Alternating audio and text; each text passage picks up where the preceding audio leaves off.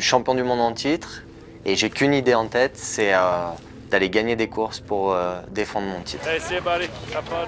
À chaque fois qu'on monte en haut de la montagne, on se dit qu'est-ce qu'on fait là en fait? Il y a du vide à gauche, il y a du vide à droite, faut pas glisser, à la trouille en fait. Faut y aller là. Hein. La pression elle est énorme, c'est colossal. Il y a des phases où on met notre vie en danger en fait. On va s'élancer sur des sauts à l'aveugle dans une montagne raide à 45 degrés. On s'élance à plusieurs dizaines de kilomètres/heure sur des rochers sans voir ce qu'il y a derrière. Donc c'est vraiment contre nature. Il y a plein d'endroits sur la montagne qui sont des no-fall zones. On n'a pas le droit à l'erreur clairement.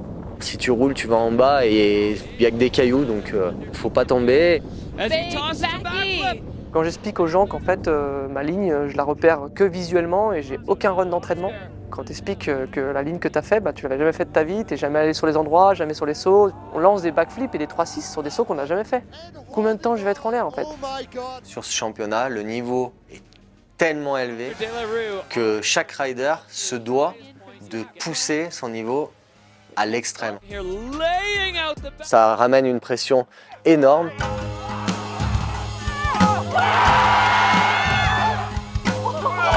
Et c'est pour ça que ça procure autant d'adrénaline. Ces sensations de pur plaisir cumulées à de la peur extrême et des doses d'adrénaline qui sont vraiment très fortes sur certains moments de notre pratique. Et quand tu arrives en bas, c'est extraordinaire en fait. Tu as pris énormément de plaisir.